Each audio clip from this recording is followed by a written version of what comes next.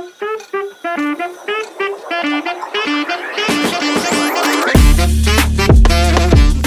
everyone, and welcome to our very first episode of It's Not That Deep. I'm Eloise and this is Kayla, and on our very first episode of the pod we will be talking all things life in our 20s and more. But before we get straight onto that, let us introduce ourselves. I'm Kayla, 19, nearly 20. Wish happy birthday please, thank you. 30th of June. I am from South Shield, lived in Doncaster, and I actually now live in Manchester for uni, but I will be staying here for the foreseeable, even if I'm not actually at uni. Yippee! I'm Eloise, I'm 20 years old. I am from Essex, which you can probably hear in my accent, because I sound chabby. I live in Manchester for uni, and I will be here for the foreseeable. We have a north-south divide.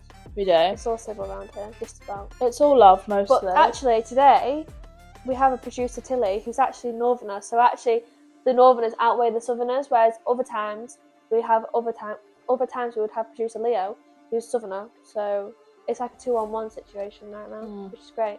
But it's all civil. Lots of love, most of the time.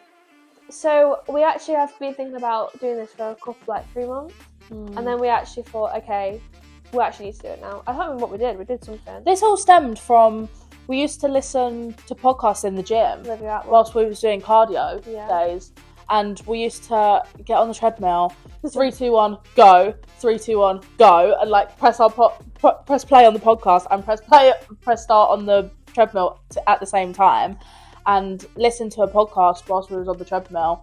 Absolutely loved it. Got back in the car, debriefed about the podcast, and then that was it. And then every single time we just got into it, and then we thought, you know what, we could do that. It'd be so funny. Easy. It's not. Okay? It's not easy. We just wanted to do it for the lols, really. And now here we are. We only actually started this in the 2 weeks before it's gone out. So when this episode goes out, we've only actually been doing this for 2 weeks. And that includes planning, prepping, doing all that bollocks. So when you're watching it, understand the time and effort we've put in, please. And be kind. And just follow us. Anyways, let's get into our 20s. Yes. I feel like there's a lot of expectations. When you turn 20, everything's always so rushed, and you have people saying oh, well, you're 20 now, you need to... 20, essentially, you're an adult. Obviously, you're an adult at 18, but you don't have that sort of... You're still a teenager. Yeah. Your parents push you out, okay? Yeah, they don't want you anymore. At 20, that's it. You're an adult now, Literally. So get on with it, basically. I think it comes with a lot of responsibilities, a lot of expectations. They expect, there's so much that 20 to 30 is people you have to do this, you have to accomplish this, have a family, have kids, have a career. But don't have kids and family until you've got a stable career. Yeah. What do you want me to do here? It's it's so hard because it's not a long time. You don't have long between turning 20 and turning 30, including the turnings of 20 and 30. Yeah. And the world at the minute, it's hard to secure yourself what you need to secure before you can. And when you think as well, you've got essentially 9 years to have your sort of perfect life ready before you can start your family and things like this. But you can't expect to... Obviously, we're uni students, sort of. You can't expect to finish uni and get the job that you want to do like that. It's going to take a few years, maybe, to actually get yourself set up to where you want to be. 100%. And people say, well, you need to be successful before you think about having a family, before you get your own house, and this and this and this. But you can't do that until you've got this career that you actually are hoping for. And you're more likely to be able to have kids and get married before actually having a full stable career. People are 35, 40 and they still don't know what they want to do. Oh, absolutely, People's careers change all the time. And I mean all the time. You do uni and then you think, actually, I don't even want to do that anymore. Yeah. And you change. And that's fine. You are it's your life. Live it how you want to. Absolutely. And I think the reality is that what people tell you your 20s should be, it's not like that. People say, well, you're 20 to begin your 20s, you're still at uni or whatever you're doing, you ain't going out, you're enjoying yourself, you're exploring the world, then you start to settle down with a career, then you settle down with family, and then you have family and kids, then you get married. and then by that time you're 30 and your life's all sorted. Yeah. No. That's not happening. That's not how it works. So if you're sat there thinking, well, I'm like 20, between the age of 25 and 29, and I don't have my life together, that is not a problem. Absolutely. Like, it'll fall into place as and when it needs to fall into place, and you can't rush it, because that's when it all goes wrong. Like, life happens the way life happens. Yeah. What will be, and it will happen when it needs to. I'm also a very strong believer of, like, everything happens for a reason. 100%. So if you don't, you could be at the age of 25 and there's this job that you feel like you have to have. If it doesn't work out for you, then there's better things coming. Yeah, literally. Good will come to those who wait. Yeah. So just live your life to the fullest. Don't let anyone stop you. But I do think that I was one of those people, obviously, when I turned 20, because I'm a January baby, I turned 20 and it was also 2025 going to be my year. So I was like, 1st of January, it's 2025. And then 11 days later, I turned 20 and everything happened. I was like, right, 20 years old, sort your life out. And that was like my sort of New Year's resolution. Yeah. Starting 20 and getting your shit together, which I've learned very quickly that that's not going to happen straight away. It's a good time, though. Yeah. It's a good time to be like, okay, I'm now 20, new year, let's do it properly. But maybe it's not a great birthday, though. No, not really. Because you don't I have to wait the whole year. And then Christmas and your birthday all in one. And then I'm bored. My mum, for my birthday, got me a pasta bowl.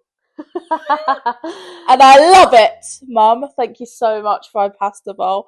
That's what I mean. That's like, that's a 20-year-old's gift. Do you know what I mean? Yeah. And it's because I was at home and I was like, oh, Mum, these are lovely, these pasta bowls. So it was very thoughtful, actually, to be fair. Thanks, Mum, for that. But I do think that I have made more of a conscious effort this year to sort myself out and to put myself first. Absolutely. For a change. And you have. Thanks. And me and producer Tilly can back that, because last year, hell on earth. Eloise was so painful because thank you. Eloise was such a people pleaser of being, well, I don't want to upset that person, and I don't want to do this, and I don't want to do that, because I don't want them to feel a certain way. I don't give a fuck how that person feels, because if you're not happy, then what is the point? You have to do things that put yourself first. If you're trying to be friends with someone that clearly doesn't want anything to do with you, why are you wasting your time trying to be friends with that person? And me and Tilly, we should try and drill this into Eloise all the time. And she's like, yeah, but there's no buts. They don't need you. They don't want you. So move on. Find better things. Like, it's not, you're wasting so much of your time thinking and worrying about what other people think. Like, your life too. Come on. And this year, some shit happened, and for the first time, we actually saw Eloise, and we were like, oh my God, who is this woman? She was like, I don't give a fuck. I don't even want you anyways. And I thought, yes, this is what we've been saying. The whole first year, it was like a back and forth of, Eloise, please, come on. Yeah, because I was still a teenager. And now you're an adult and you actually realise, okay, I don't need you.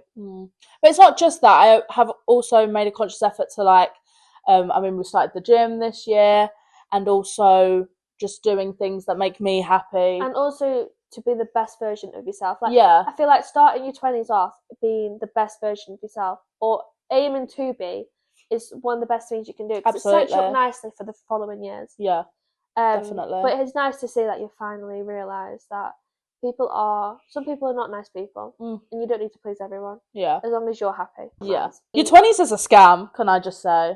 Yes. It's expensive. How am I going to afford to live as a 20-year-old? The world is a horrible, horrible place to be in at the minute. And I actually think everything comes at a cost, but we don't get enough help in doing so. No. That's for us as students, us as young people. They're same with the older generation that are struggling because they're retired, and even the people in the middle that have still got jobs but just aren't getting enough. And I think it's just annoying. All the money that the world has, why are we not seeing it? Yeah. Where's it going? The older generation are constantly telling us that we're fat. And I think, well, tell me. Listen, Doris, this is why I'm obese, okay? Because it's cheaper for me to go to McDonald's and get a £5 meal deal than it is for me to go buy fruit and veg. And let me tell you, about it. £5 meal deal, yeah? And what are we getting out of that? A burger, chicken nuggets, a drink, and chips. And if you're feeling bougie, you can add an extra £1 something to get a McFlurry, okay? Exactly. So sorry, Doris, that I'm obese, but actually, cost of living crisis, sweetie. Because it's like £4 for a punnet of strawberries. Literally. I'm not paying that. £4 for strawberries, £3 for raspberries, and five bloody pound for blackberries, right? That's about £20 for 3 bits of fruit. It's that ridiculous. Will last me a day. It's actually ridiculous. Crazy. So yeah, I'm a beast. Sorry. I'm doing better though. I'm actually doing better. But it is hard, like, just money in general. Everything costs. Yeah. And they don't teach you these things in school. I don't understand why there isn't a subject, a life subject that they teach you. The system is fucked. In like year 10 and 11 about paying rent, paying bills, like living alone, loans, credit, paying debit. things back. Like, you don't learn any of that. It's crazy. Why am I sat there learning what X equals when I don't even need to know that? And why am I learning about triangles? Because have we ever used triangles in our life? I didn't ask to learn about the isosceles triangle. I don't give a fuck. I don't care that all the sides are equal in an equilateral triangle. Sorry, but I've never used that. I don't think I've ever messed with a triangle ever. Pythagoras theorem? No. Have you used that before? No. It's ridiculous. So actually, look at your system. The only thing, really, that I'd say is like relevant in maths is percentages and adding money. And subtracting. Because without that, it's actually quite difficult. Same with like times tables. Get a calculator. Come on, it's 2025. You don't need to learn that stuff. Absolutely. Teach me about bills. Teach me how to live. Because, yeah, okay, it's not rocket science, but everything that we know and that we can do is from our parents, from what we've been taught by them, through them experiencing it.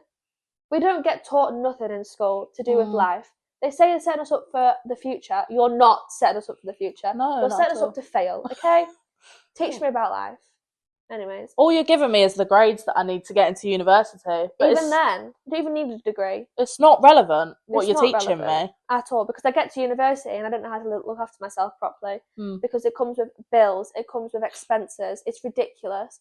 Sorry, but there needs to be something put in place where younger children going forward are guaranteed to understand how the world works and how to look after their money, because savings is a big thing. When you come to university, having savings is huge. If you can do that, I recommend you do that. Yeah, I was quite lucky actually, because before coming to uni, I've had the same job for 4 years. I've had the same job since I was 16. That whole summer before coming to uni, I was working, like literally doing 5 shifts a week. And I came to uni with a decent amount of money that I'd saved. And if you don't come to uni with savings, you're going to struggle. Even your savings goes. Yeah, by that, I literally came to uni in September. By December, all of the money that I'd worked over summer, gone. Ridiculous. I just think, like, it's so difficult. And I'm not saying it's just difficult for students, because it's difficult for everyone. Oh, yeah, absolutely. The second that you finish with school and things aren't as easy as they were when you're younger, it becomes difficult. Difficult from the minute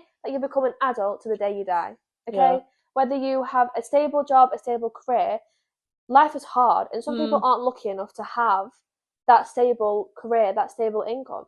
And it's just awful. I think it just something needs to be put into place. Obviously, without getting political, I think it just needs to be looked at better. Yeah. Taking the people that aren't as fortunate and the people that aren't the government and take how they feel and what's going on for them personally and do something about it. Because I feel like a lot of things revolve around the higher people being better off. But what about us? What about us, please? Luckily, very, very supportive family who anything I need, or if I need any help, anything like that, they're there. My mum, my dad would do anything for me. But Grandad Jim, I love Grandad Jim, because not only is he just the most supportive man, he just, everything I need, whether it's building, whether it's money, problems, anything. If I need something, in seconds. Big up Grandad Jim. Absolutely, love him with my whole heart. He's just inspiration. Just love him so much. But my whole family is just so supportive, and it's just so relaxing to know that if I am in if I have a problem or anything's going wrong, I can turn to them, and they're fortunate enough to be able to help me as best they can. Yeah. Some people don't have that. Yeah. Some people are literally thrown out at 18 and they've got to do everything on their own. And when you look at the loan that we get or the help that we do get, that's not livable. Like, our student loan came in, went out the next day, which gave us no time to spend it, which was good because it would have gone. Yeah. But it came in that, for me personally, the whole loan went out the next day plus an extra £100, £200 from my own money, because even my student loan didn't cover rent. Which is crazy. So then what do I live off of? Because I'm Yeah. out uni, which I can't really do a job in between. Like, I did, but some people can't. Like, you couldn't do a job. No. Tilly couldn't do a job. Like, it's like balancing uni life and home life and work life is just so hard. Like, I just think there's no consideration for that side of things. Like, yeah, okay, my loan covers my rent, but that's just to live. How am I going to eat? How am I going to, do you know what I mean? Like, so many expenses. Yeah. I feel like you're in the same sort of boat with your parents, like, being supportive and helping you as and when. And But not even just with money. Like, when I was younger, like, I rely on my mum so much more now than I did when I was 16, 17 years old. Like, now that I'm moved out, living alone, I speak to my mum every day. I phoned my mum for the stupidest things. Oh, same. Like, I phoned her once because I didn't know how to cut up swede. I said, "Mum, help me." Swede? Swede, as in mash, as in orange mash. Is it hard, a swede? Yeah, it's horrible. It's like, I don't even know how to explain it, but it's just... saw it at it. Yeah, chainsaw. I was like, "Mum, help me." I'm FaceTime. "Help me, how do I do this?" She said, "What?" I said, "I don't know how to cut this thing." She said, "What, a swede?" I said, "Yeah." She said, "You just cut it like a potato, Kayla." This is not a potato, Stacey. That's okay, I did it anyways. Cooks really quick though, 10 out of 10. I also phoned her to ask if pescatarian. I was with you. Oh yeah. If pescatarians only eat fish, or if they eat more than just fish. And Tilly's looking at me like I'm a fucking idiot. But I phoned her. I was like, "Mum," because we were having this argument about whether or not they did or didn't. And I said, "I swear they're only allowed to eat fish, and that's the whole point." I'm not sure actually. She thought I was stupid, anyways. Yeah. But I think she's used to it now. Everything I bring her for, she's like, "You're an idiot." Yeah, I do find my mum for like such small minor inconveniences. The other weekend when I went away and I had like multiple things that I was planning on doing whilst I was away. And I phoned my mum, I said, "Mum, I'm getting stressed because I can't work out how many pairs of socks I need for my weekend away." I literally went away for like 4 days. I was like, "Help me," because I'm getting stressed. I also phoned her as well to ask when I was doing an assignment and I had like a budget that I needed to write. And I said, "Right, I'm paying someone." This was not even a real thing. This was like literally something that I had to make up to do for something. I said, "Right, so imagine, yeah, I'm paying someone £100 for 2 days. So how much do I give them?" And she was like, £200. I said, "Right, okay." I was just about to say £100. Well, you're thick as shit, so I'm not surprised you just said that. But the smallest things I call her for. £100 for 2 days? Oh, £100 per day. Yes, sweet. Okay, that makes sense, yeah. Sorry about that. I'm not academic, okay? But yeah, just stupid things that I just rely on my mum now. And I feel like when you're young, or like from the ages of like 13 to 17, you kind of take that for granted that they're just there. Yeah. Whereas when you're not literally living with them and you're like living by yourself and you have to fend for yourself. Sometimes when I'm here, I'm like on my own if I was at work and I'm like, who do I talk to? So I was like, "Hi, Mum." And when it's actually funny because when I am busy and I don't speak to her, she'll message me saying, "Are you okay? Quiet today?" Or she'll message me saying, "Must have been busy then." And then I went to Leo's not long ago and I didn't speak to her for like the whole week I was there because I was so busy. And I got back and phoned her and she went, "Oh, so you're back then with nothing to do?" And I was like, "Hi." But I do phone her for the most ridiculous things. Oh, absolutely. Half the time she's at work. She's like, "What do you want now?" "Hi, you okay?" I phoned my mum this morning actually to ask her if my leggings look nice. I said, "Do these suit me?" And she was at work actually. I said, "Do these look nice?" And she went, "Wow, I love them." I thought, "Thanks, okay, bye." And that was it. But it's like, I just love it. And it's like, when I actually feel sad thinking about when my sister moves out, because I'm the oldest, you're the youngest. Yeah. So when... We've already done it. Yeah, whereas like, I'm 19, my sister's just turned 14 in March. So she's like, got a couple of years before she moves. But it actually makes me sad to think like what my mum's going to do. Because like, my dad at the minute does night shifts, so in the daytime when she's there on like a weekend, she's on her own. Well, she's not now, but like if he's still doing the same job, she will be. And I'm like, what's she gonna do? But I always say to her like, "Come to my house, come to my house." I always say like every weekend. At least you're not far, you know. I'm like, "Please come see me," because Leo works weekends too, so I am like just sat around. But yeah, like I just keep like, "Do you wanna come to me?" So she'd always like have people around her because I'll always see her. But like, it just makes me sad to think like soon, well not soon, but at some point, Darcy won't be there either. Yeah. Like both the babies have gone, and it's just her and my dad and the dog. And I think the dog will probably go soon after because she's sick of him. No, because I'll take Milo. If you don't want Milo, I'll take Milo. No, she loves the dog, but he's too much. He's too much. He's so boisterous. I think, chill out. You're old now. Calm down. Calm down. But yeah, it's sad to think like she'll be on her own. But you obviously already did that. Yeah. You were the last one to go, and it was horrible for you. I remember leaving my mum. Like, that sounds really awful. I remember when my mum like dropped me off at uni. Yeah. And I was so sad. Yeah. Not nice. And you know that you've got that responsibility now that you have to fend for yourself and look after yourself. But we are lucky that they will always be there if we need to be fended for. But it's also nice. There's also pros to it because it's nice to have your own space, be on your own.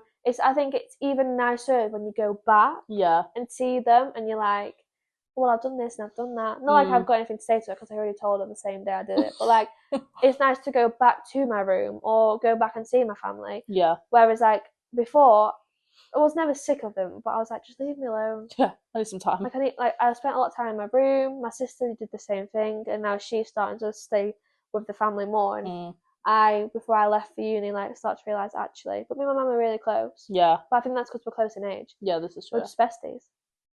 Sometimes I forget she's my mum. There is pros to like being 20 and moving away. It's not all doom and gloom. A lot comes with it. A lot of expectations, a lot of things that people say, you should be doing this, you should be doing that. No, I shouldn't. Leave me alone. I think it's hard as well to like have a social life well. Yes. Especially at the start of your 20s because you've got people telling you like, oh, go out, like have fun, enjoy it, you're still young. Then you've got other people saying, right, you need to concentrate now, get your life together, sort yourself out. And it's like, well, what do you want me to do? Because I can be out partying every night or I can get out and get myself a job. You've got to balance things out. It's hard. Like, some people obviously different. Like I don't really like going out, so I'm we're not big. Just we're not big going outers, doing are we? A lot, watching Strictly, watching all that shit. Whereas other people are like big on drinking and going out and doing this and doing that, and I'm just not like that. So for me, it'd be easier to balance social and work life. We do like a night out, but it just wrong. Doesn't happen often. In fact, the next night out that we have will be Leo's birthday next March. Because we're not here over summer, so my birthday doesn't get celebrated. Tilly's birthday doesn't get celebrated because no one's here. And then you come back September, you're not here for your birthday in the January because it's Christmas. And then next thing you know, it's March and it's Leo's again. So Leo's lucky. But we really do, unless there's an occasion or anything, we don't go out. No. We're quite chill this year. I think we've been out twice this year. Yeah. And one of them was Leo's birthday. So, but no, it's fun. It's nice to like be away from home, but also you can go back home. It's a good learning curve. Yeah. Put it that way. If you could balance things nicely and money wasn't such a problem, you'd fly through your 20s. But yeah, like it's your life. Do what you want to do with your life. It doesn't really matter whether they're happy with it, they're not happy with it. It's you. You're living it. Do what you want to do. One life. You spend it wisely. Do what you need to do. Absolutely. Let's move on to relationships. Really? In a relationship and not in a relationship. In your 20s, obviously. I've been in a 2-year relationship now, but obviously you're not in a relationship. So what's the difference between you going home and seeing family or whatever you like when you see people? Oh, everyone's nosy. Everyone is so nosy, like friends included. Actually, every time if I go to like a family event or something, 9 times out of 10, I'm gonna get asked the 2 questions that I get asked: how's uni? How's your love life? Those are the 2 questions that I get asked every single time I see family. And I think, leave me alone. Yeah, I think that's none of your business. Uni's shit and my love life's shit. But I'm just happy. Yeah. So I'm chilling. I think there's an expectation like, okay, well, you're 20 now, so you need to start thinking. Because you've got to have kids by your 30s. Yeah. So come on. So chop. Get a grip. But I think that's why there's such a big expectation on it. And obviously your sister. Yeah, my sister's been in a relationship for a very long time, bloody 10 years. Getting married next year. Yay. Congrats. So that's why everyone sees her and goes, oh, wow, well, they've been together forever, and they see me and they go, oh, she's gonna die Come on, alone. Eloise, sort it out now. Like, come on. Yeah, it's one of them things where I just think I'm not bothered, and lower your expectations, because there's no rush. Literally. Like, there really is no rush. No. So. Whereas for me, no one asks. The most they do is say, oh, how's Leo? I say, yeah, chilling. Still here. Same old. They don't ask questions. I don't think my family ever would. I don't think that they care that much. Like, they care about me, but they don't really care, like, what goes on and stuff. So I'm not like, I don't get asked the questions anyways, even when I wasn't in a relationship. But I don't think they really, like, it just happens when it happens. But I think that comes to different cultures as well. Some cultures have expectations bigger than others. Yeah. So it just depends. It all just depends really on your family and what it's like. But for me personally, no one asks questions. So I think that brings us towards really the end. But before we do actually wrap things up, we actually have a game. So because it's the first episode, I'll have to tell you how the game works. So listen carefully. The game is called It's Not That Deep, or Is It? We have scenarios where people think they're deep, other people think they're not deep, and we'll discuss whether we think deep or not deep. But also, please let us know your scenarios. Like, so the first one actually is shoes on in the house. Deep? It's not that deep. You're a dog if you have dirty feet anyways. So, like, take your shoes off if they're dirty. If not, I don't care. And if your feet are dirty, have a wash. Anyways. Yeah, don't walk muddy shoes into the house, because that's rude. Yeah, that's a different level of rude. And also, you don't need to do that. Yeah, and why have you got your shoes on anyways? Be comfortable. Take them off. Yeah, to be fair, whenever I come here, whenever I come to yours, I'm shoes off straight out the door, get myself comfy, laying down on the sofa. Help yourself to the fridge. Help yourself. I'm like, any snackies for me? Get a water, by all means, but get me one too. Yeah. Getting the snacks out, get me some too. I don't really care. Just make yourself at home. Yeah. But when I first moved into this flat, I was very much like, shoes off. I've got cream carpets. I'm scared.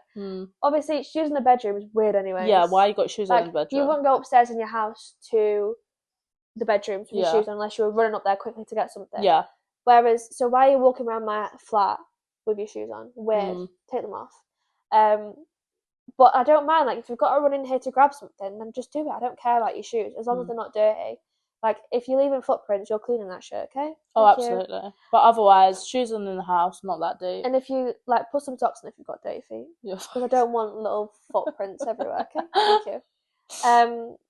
So, yeah, that's not that deep. I think people really exaggerate. My mum used to be like, no shoes in the house, never. And I was like, we weren't even allowed to use the front door. That explains a lot. We had to use the back door, take our shoes off at the back door. Now she's got hard floor put in at the front door, so we can actually go in there. Oh, that's nice. But shoes off there preferably. But I just walk around as and when because I think they're not dirty because I'm clean. The second one is being left undelivered for 3 or more days. Yeah, do you know what? Deep at when you first hear it. Yeah. But if you actually think about it, some people are busy, and I experienced this firsthand. My best friend Katie, I know you're probably listening to this. She's in the army, right? So she's a busy girl. She's very busy girl.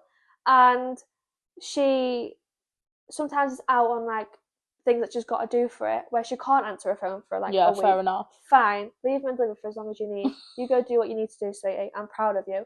But, like, other people, I think, well, were you rude?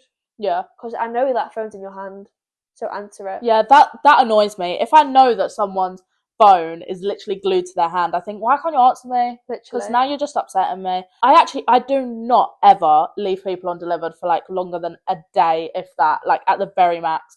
I'm really good at messaging back. I'm alright. Sometimes I do forget. Like, sometimes I go on Snapchat and then forget. But you know when you, like, answer it in your head? Yeah. Because I half at everything, okay? So I probably have seen your message, I just haven't answered it yet. But I look at it and then I go, oh yeah, I need to, like, I've gone on to do something. So I've half-typed what you said, think about that, but I'm also doing what I came on to do. And then I forget and I go off. And then, like, 2 days later, I'm like, shit. Sorry, let me just... Because I thought I answered you. Yeah, but the conversation's done there, so I just reply with... It's not that deep. Not deep at all, but people do leave Snapchat. Like, in school, people used to leave their Snapchat notifications so that they'd go on FaceTime with their little girlfriends, and then they'd take a screenshot at, like, 24 hours on phone, and then the bottom corner of Snapchat will say 100 notifications. You're not cool. You're not cool. Grow up, is what I say. Actual age. Because, please, Like, now you got to go through 100 notifications. Yeah, You're weird. You're weird. Grow up. Answer your phone, you freak. That was so aggressive, but just annoys me. I just think you don't need 100 notifications because half of them are just streaks. Answer your phone. Not even streaks, just S. Yeah, big in a black screen. Boring. You don't Boring. want that. Get Grow a up. grip. Weirdos. And if you do that, you're weird. So no, it's not deep on some circumstances, but also very deep if you're just a prick. Do better. The final one is if you give a gift to a friend or to somebody and they don't give it back to you on your birthday. Ooh. But I think that depends, actually. Yeah, because I'm like, well, sometimes it's a miscommunication. You've just done a nice thing and they haven't realised that that's what we're doing. You've got to clear that up. Listen, sweetie, we're meant to be doing gifts here. Yeah. I gave you one, give me one back. And I mean, that's an awkward conversation to have, though, isn't it? I don't give gifts to receive them back. But, like, I'm not bothered. No. But, like, some people, I'd be like, well, that's weird. Like, why have you... I think it really does depend on who it is. Imagine I got Leo a present and he just didn't give me one back. Yeah, that is out of order. And I think it depends on what it was. Like, imagine I bought you a Rolex and you just didn't even wish me happy birthday. Thanks. Yeah. Obviously, that's deep. I think it is a case of, like, depending on who, depending on what, the situation. Yeah. Like, it can be deep, but also at the same time, like, maybe you're just being kind. Yeah. Like, if you're giving gifts to people in the expectation to get one back, then you're not right. That's your problem. Like, you need to think deeply about your actions. Because, like, you're meant to do things like that to be a nice person. Like, you're just being, like, spiteful. Giving just so that you get back. Like, no. Like, you do it out of love. Yeah. That's what I think. Love and care. And kindness. So I don't think it's that deep. No. But it can be, depending. So that does bring us to the end of this episode, which is real sad. But if you have enjoyed, then please follow our TikTok or Instagram for more updates, behind the scenes content, and more laughs. Whether you're laughing with us or at us, I don't really care. Also, if you want to listen to the audio version rather than the video version, then please follow our Spotify where you will find the audio version. But if you do want to see our faces, then please actually subscribe to our YouTube where you'll see us every other week. Our episodes come out every other week. Please do follow our YouTube. Yeah, remember, it's just not that deep. We'll see you next time. Bye!